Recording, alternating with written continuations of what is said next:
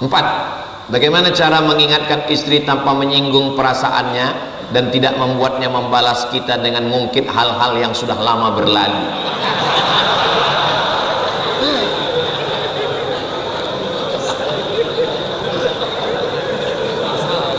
Sebetulnya ini tidak bisa dijawab dalam bentuk tanya jawab. Ini mesti satu sesi 1 jam. Karena memahami seluk-beluk pikiran perempuan itu sama seperti kita masuk ke pantai.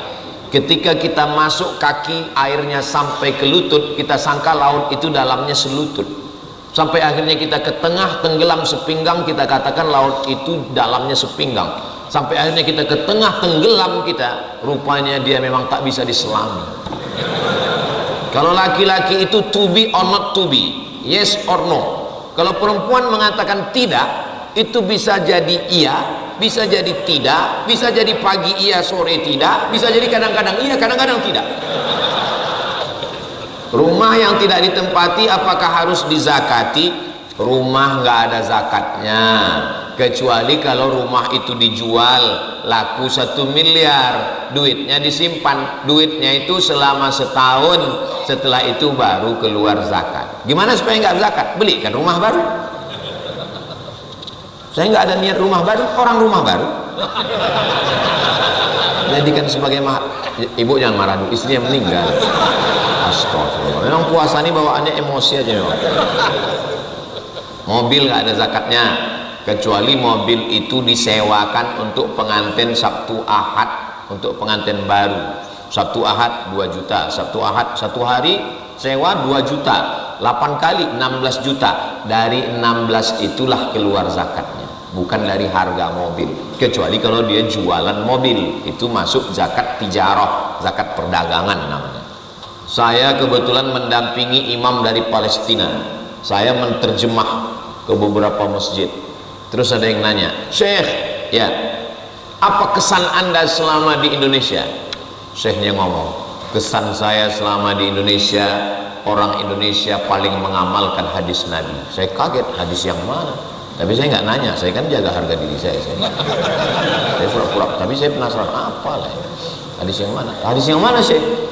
Hadis senyum. Memang betul, orang Indonesia suka senyum. 5 kali kita pandang, 5 kali senyum.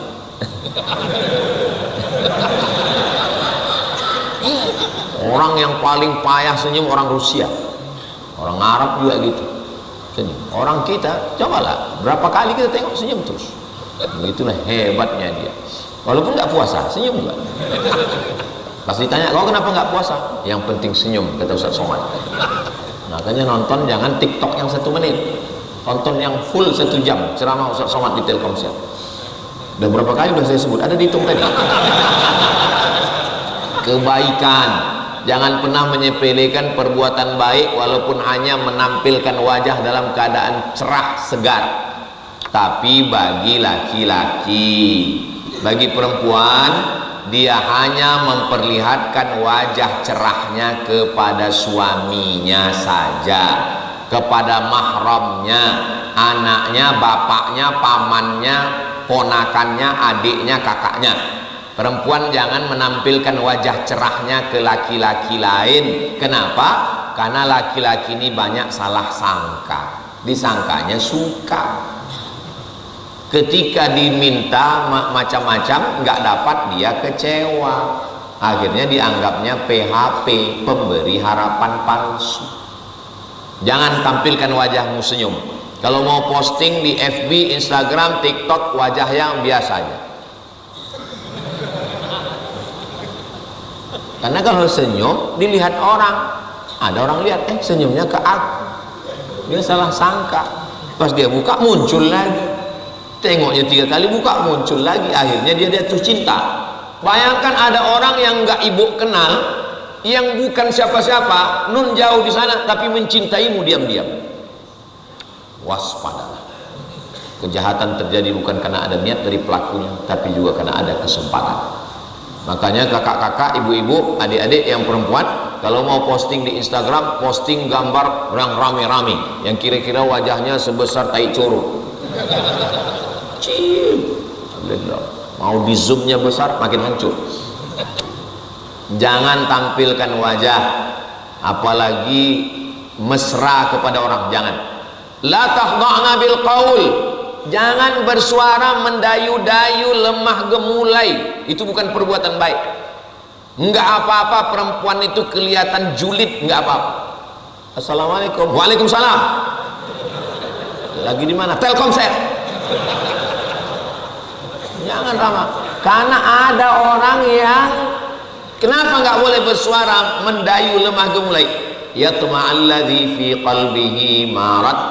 Ada orang yang ketika dia mendengar suara itu dia langsung error, nggak tahan dia mendengar suara. Ada jenis laki-laki kalau mendengar suara yang lemah gemulai itu, jangankan suara perempuan, suara bencong pun dia error. Maka bersuara yang normal aja, jangan. Assalamualaikum. Waalaikumsalam. Ini siapa? Dia Telkomsel. Langsung error dia, kejang-kejang dia langsung. Kalaupun nggak mau keras-keras, ya yang biasa-biasa aja, yang wajar-wajar aja. Kalau kita duduk di rumah makan, di mall, dilihat orang sekali, oh mungkin dia terlihat, lihat 2 kali, mungkin kelihatan, lihat 3 kali, langsung tunjukkan cincin. Aku sudah tunangan 3 kali, gagal. Nah, supaya apa? Untuk menjaga semua dari kebaikan walaupun kecil menuju keberkahan. Apa itu berkah? Berkah itu onta yang turun ke tanah, itu artinya berkah. Saya beli tanah 25 meter kali 25. Pak Hasibuan beli tanah 2 meter kali 25. 3 kapling situ, Hasibuan 1, Hasibuan 2, Hasibuan 3. Trio Hasibuan. Halak kita sesudena. Beli tanah kan. Lalu ketua tim UAS Jakarta Ustadz Kurtubi, jadi ada 5 kapling. Tiba-tiba datang onta turun ke tanah saya. Padahal ada 4 kapling, tapi di tanah saya lah onta ini turun. Loh, kok di tanah Ustadz? Ya terserah saya, orang saya yang ngomong. Turun ontanya di tanah saya. Maka di antara 4 tanah ini harganya sama, lokasinya sama, di kota yang sama, tapi tanah saya ini disebut tanah yang berkah. Kenapa? Karena saya punya hewan tunggangan onta, dapat daging onta, dapat susu onta, dapat kulit onta, dapat hewan tunggangan onta. Maka tanah saya ini berkah. Arti berkah itu barokah ya buruku, onta yang turun. Lalu makna berkah itu apa? Ziyadatul khair, kebaikan yang lebih. Pak Hasibuan 3 cuma dapat tanah, Ustadz Kurtubi cuma dapat tanah, tapi saya punya tanah plus. Itu makna berkah. Makanya kita makan itu mau berkah, makanya doanya berkah, Allahumma barik lana. Nikah juga mau berkah, makanya doanya berkah, barakallahu lakuma wa baraka alaikuma wa jama'a bainakuma fi khair. Lahir anaknya didoakan juga berkah. Ini anakku baru lahir, tolong doakan barakallahu laka fil mauhub wa syakartal wahib wa ruzikta birrahu wa balagha asyuddah. Kalau hafal, kalau nggak hafal gerak-gerakkan aja mulut. Minta berkah.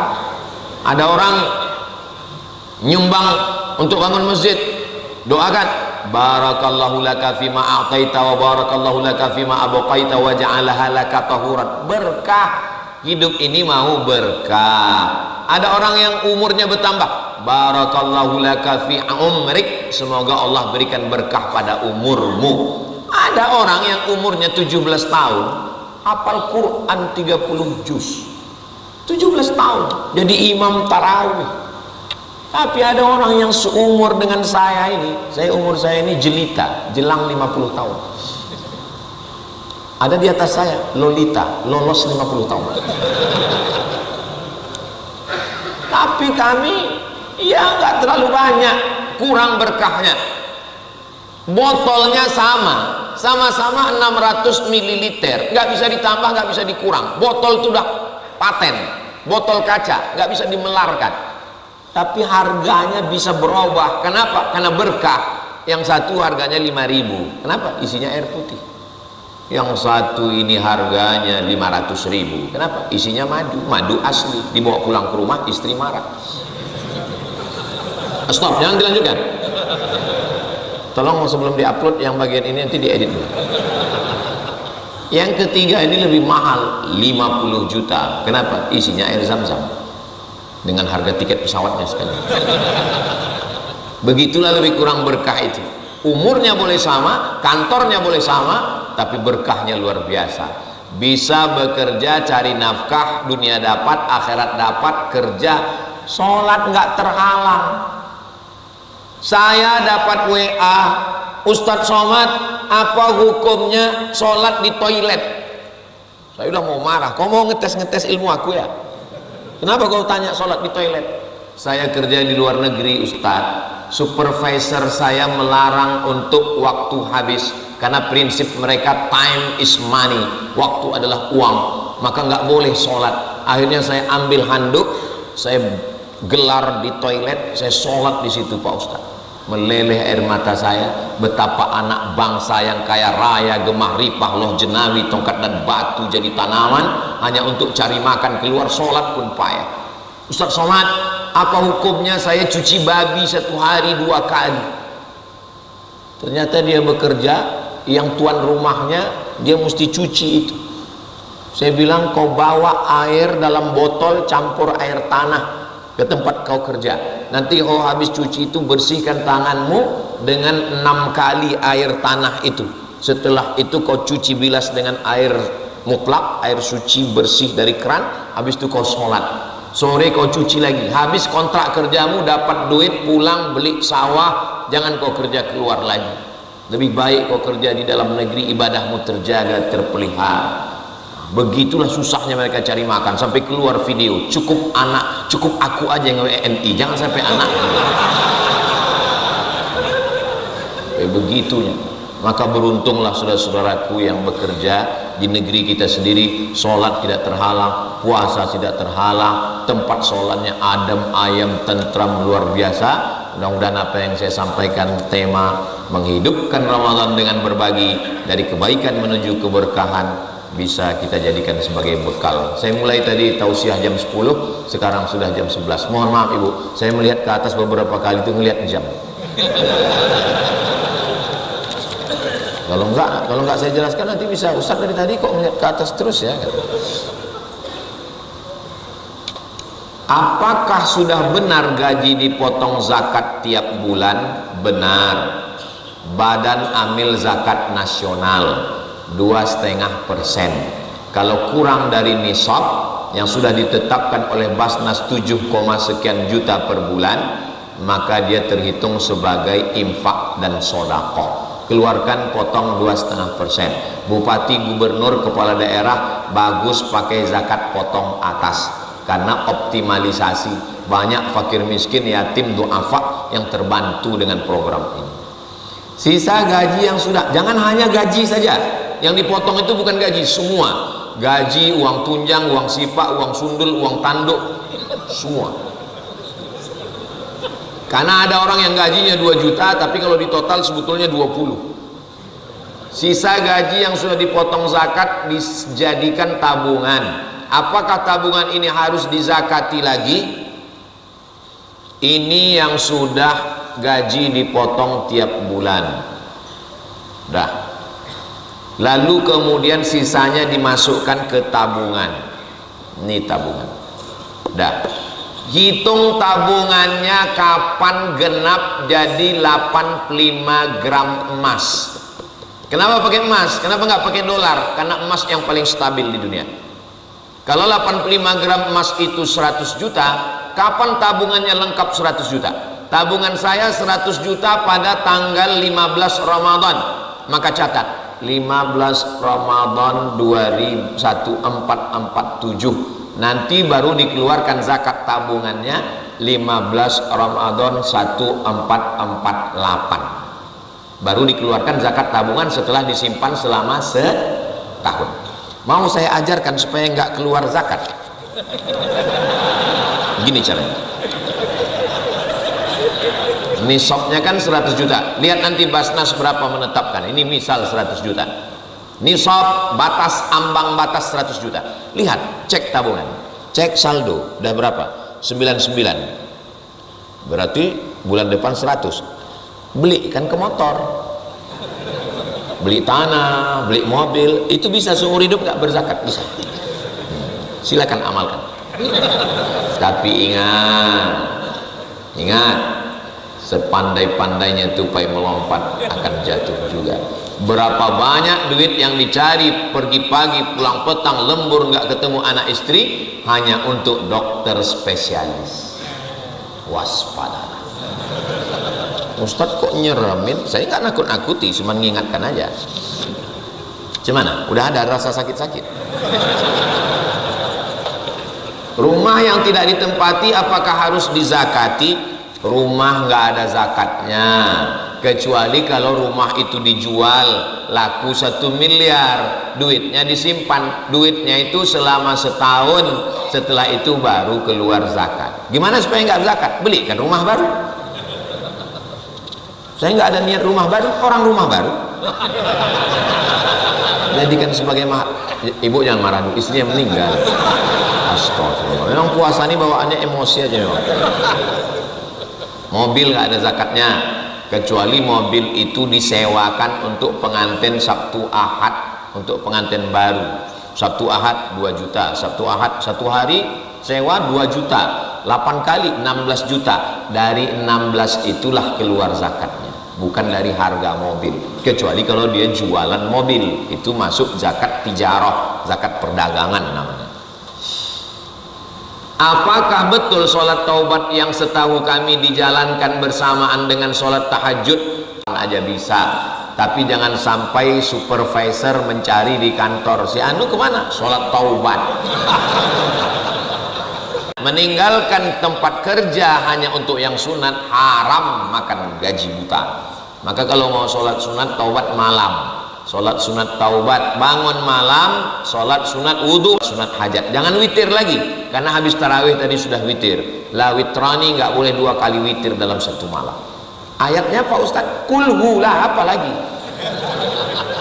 Jamaah ini asal udah saya cerita sholat selalu tanyanya ayat, macam hafal Quran aja. Kulhu itulah baca.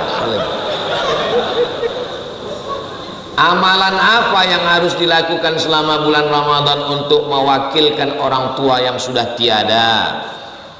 Pertama doa, Allahumma fillahu warhamhu wa'afihi wa'fu anhu wa akrim nuzulahu. Gak hafal Pak Ustadz, pendek aja, Allahumma fillahu warhamhu. Gak hafal Pak Ustadz, pakai bahasa Indonesia, ampunkan dosa ibu bapakku, panjangkan umurnya, sehatkan dia. Cuman kalau berdoanya dekat anak jangan kuat-kuat, ketahuan dia hafal, kita gak hafal. 2. Sedekah. Sedekah ini saya belikan nasi untuk almarhum, pahalanya sampai.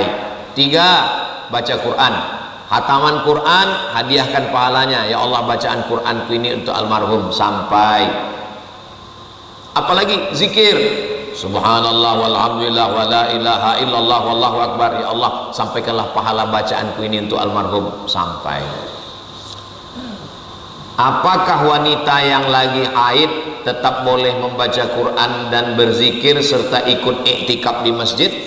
Perempuan sedang halangan tidak boleh melakukan 7 hal menurut mazhab Syafi'i. Gak boleh sholat, gak boleh puasa, gak boleh bawa Quran, gak boleh megang Quran, gak boleh baca Quran, gak boleh tawaf, gak boleh iktikaf. 7. Kalau ada ustadz yang membolehkan, berarti bacaan dia lebih banyak daripada saya, berarti dia lebih hebat daripada saya. Ada yang lebih hebat dari saya? Sombong kali saya. Beda mazhab berarti. 7 nggak boleh. Nah, maka boleh perempuan baca Quran, syaratnya 2. Yang pertama, dia hafal Quran, mau ngulangi hafalan dalam hati. Kalau ada istri bapak diam aja, dia hafal Quran, berarti dia sedang ngulang hafalan. Kalau dia diam, dia nggak hafal Quran, berarti kurang belanja. Yang kedua, guru yang ngajar murid, tapi ngajarnya jangan baca lanjut, baca potong-potong. Ya ayyuha alladzina amanu, boleh. karena guru untuk ngajar. Terus kami yang berhalangan ini amal untuk kami apa? Zikir. Subhanallah walhamdulillah. Saya nggak mau yang pakai nyanyi-nyanyi. Subhanallah walhamdulillah wa la ilaha illallah wallahu akbar. Saya nggak mau yang pakai suara dalam hati.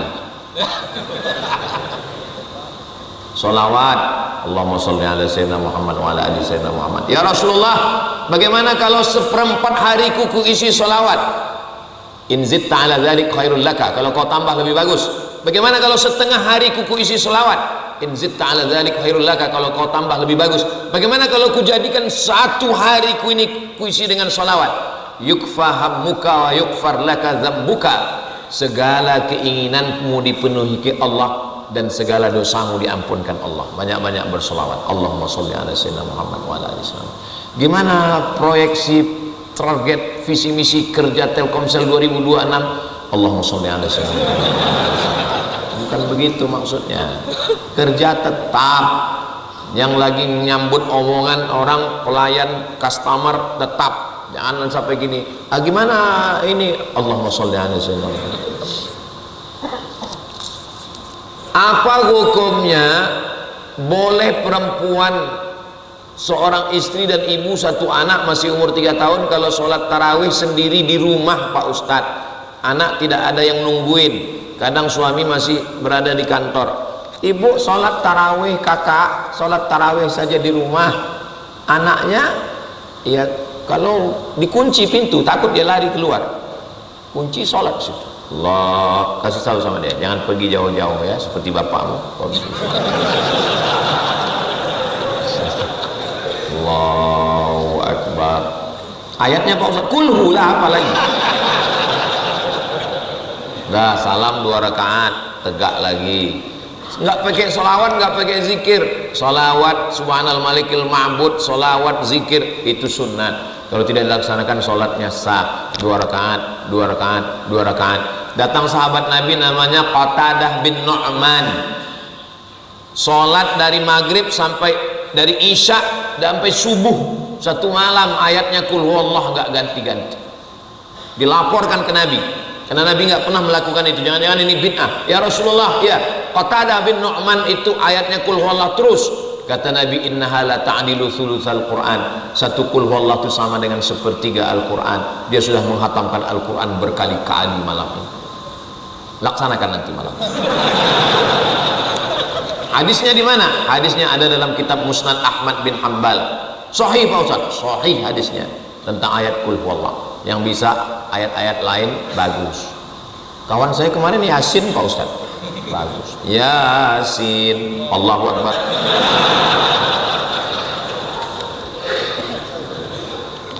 Saat sholat sunat 4 rakaat 1 salam, apakah rakaat 3 dan 4-nya baca surat pendek juga?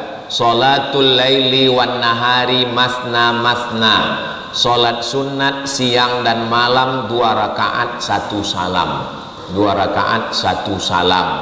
Begitu yang saya baca. Kalau ada orang yang membuat 4 rakaat 1 salam, berarti bacaannya lebih banyak dari saya. Kitabnya lebih hebat. Setelah saya baca dari ulama Saudi Arabia, Syekh Ibnu Baz, Syekh Ibnu Utsaimin, Syekh Albani, ulama Mesir, apalagi Syekh Ali Jum'ah, Syekh Atiyah Saqar, Mufti Al-Azhar, semuanya mengatakan sholatul laili wan nahari masna masna, 2 rakaat 1 salam, 2 rakaat 1 salam. Kalau sholat witir 3 rakaat, sholat witir 3 rakaat sah. Di masjid tempat saya 3 rakaat 1 salam. Rakaat yang ketiga rakaat kedua tidak pakai tasyahud awal supaya nggak sama dengan maghrib. Adakah hal yang dihukumi sunnah berubah menjadi makruh apabila dilakukan saat berpuasa di bulan Ramadan? Ada perbuatan yang sunnah menjadi makruh. Laula an asyqa ala ummati, kalau tidak memberatkan bagi umatku, la amartuhum bisiwak, kusuruh mereka bersiwak, gosok gigi, sunnah. Tapi kalau gosok giginya setelah zuhur menjadi makruh, apalagi pakai pasta yang terasa seperti di kutub utara. keluar salju, imsak, mau imsak atau setelah imsak untuk menghindari ragu-ragu, nah, itu bagus. Kumur-kumur dihindari, apalagi kalau kumur, Ustaz kumur-kumur boleh, kalau kumur-kumurnya pakai TS Pak Ustaz,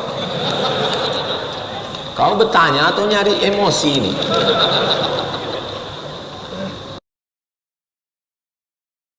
Musibah suatu penyakit langka dan informasi dari dokter sampai saat ini belum ada obatnya. Sejauh mana ikhtiar yang bisa kita lakukan untuk tetap berusaha mencari kesembuhan sampai akhirnya pada kesimpulan takdir Allah? Ada 3 kesembuhan. Yang pertama, Nabi menyuruh sahabat berobat ke orang namanya Haris bin Kaldah, alumni Fakultas Kedokteran dari Jandisabur, Persia.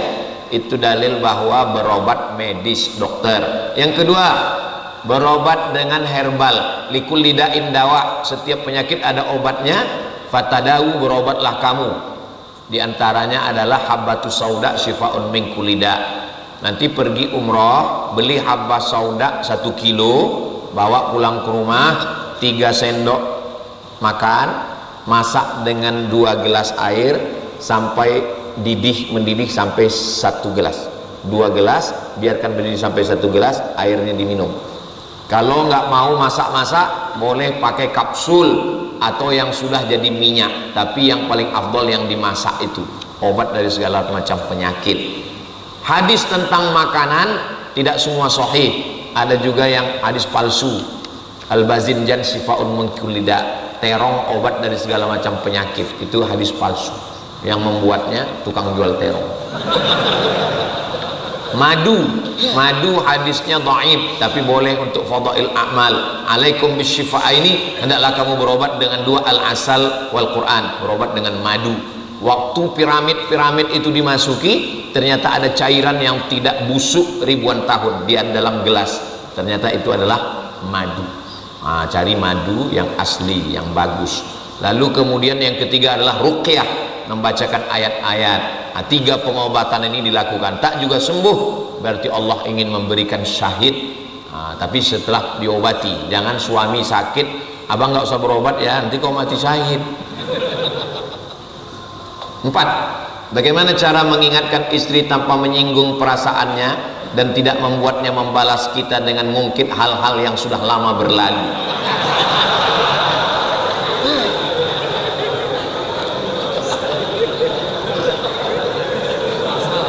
Sebetulnya ini tidak bisa dijawab dalam bentuk tanya jawab. Ini mesti satu sesi 1 jam.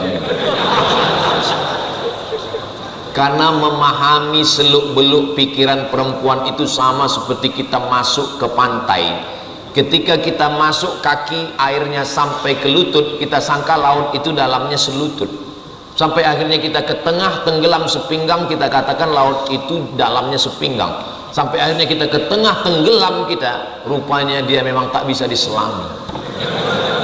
Kalau laki-laki itu to be or not to be, yes or no. Kalau perempuan mengatakan tidak, itu bisa jadi iya, bisa jadi tidak, bisa jadi pagi iya, sore tidak, bisa jadi kadang-kadang iya, kadang-kadang tidak. Maka diperlukan sensitivitas yang amat sangat tinggi. Itu maka balasannya adalah surga. Khairukum, orang yang paling baik di antara kamu, khairukum li ahli, orang yang paling baik kepada istrinya. Wa ana khairukum li ahli, aku orang yang paling baik kepada istriku, kata Nabi. Jadi ya pandai-pandailah, pandai-pandailah. Diam kita, diam, nampak dia diam, kita ajak ngobrol. Marah dia, aku lagi mau diam, jangan ajak ngobrol, diam kita. Terus dia bilang, sudah tahu aku diam mau minta rayu, kamu kok nggak ngobrol, kita aja ngobrol. Gitu. Memang serba salah memang. Makanya laki-laki banyak meninggal sekarang. Kecuali yang di sini, ini solihah-solihah semua. Ini ahli-ahli surga semua. Ini penghuni. Begitu cara melembutkan hati yang udah terluka.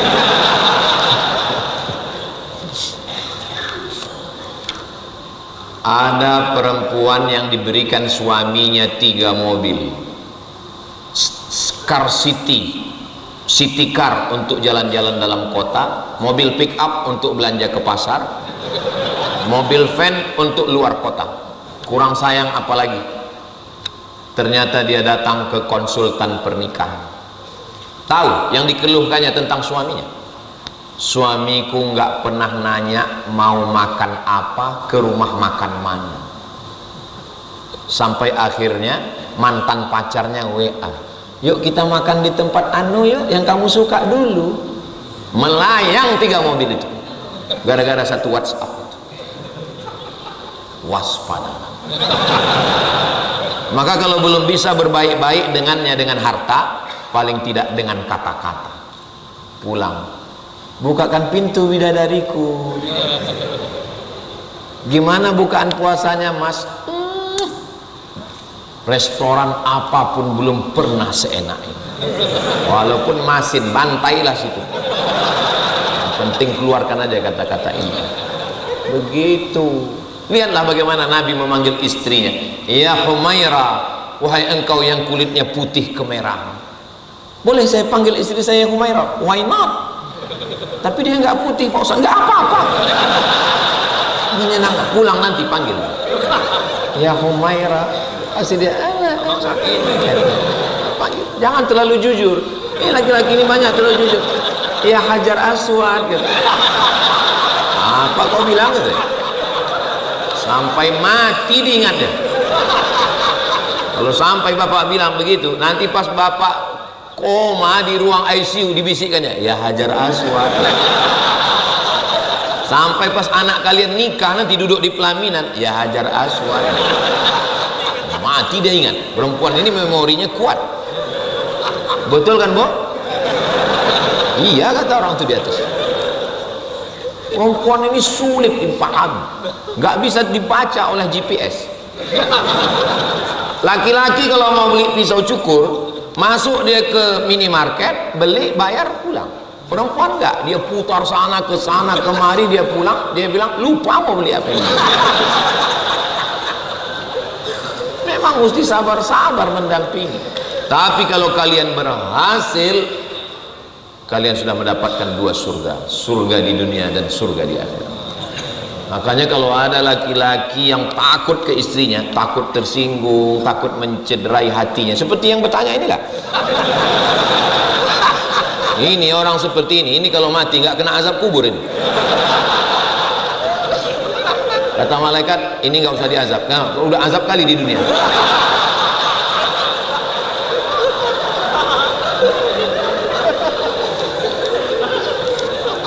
Ini kertasnya nanti saya bawa pulang, takut dicek punya siapa. Pertanyaan terakhir, saya mau nanya dan mohon solusi. Bagaimana hukumnya ketika bulan puasa kita sudah berusaha menahan hawa nafsu dari paparan di sosial media, karena seringkali muncul di dalam Instagram, Facebook, TikTok yang menjurus ke maksiat, tapi tidak tetap diklik secara naluri. Mana ada? Apa pula kau klik?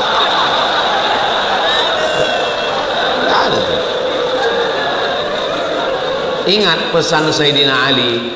Nabi berpesan kepada Sayyidina Ali, ya Ali, la tatsbi'in nazratan nazrata. Jangan kau iringkan satu pandangan ke pandangan berikutnya. Waktu itu belum ada sosial media. Maksudnya kalau lagi nongkrong atau di jalan atau di pasar, terlihat sesuatu, jangan diperturutkan, terlihat langsung. Yang terlihat pertama itu, tapi jangan tak berkedip. Begitu juga kalau dia lewat, langsung lewatkan. Lewat. Suami saya gitu Pak Ustadz, pengakuan seorang ibu-ibu. Begitu dia di samping saya, lewat semua. Pas saya pergi, lama tak lewat. Mudah-mudahan kita semua istiqomah iman dan Islam. Ala hazihin niyah al-Fatihah.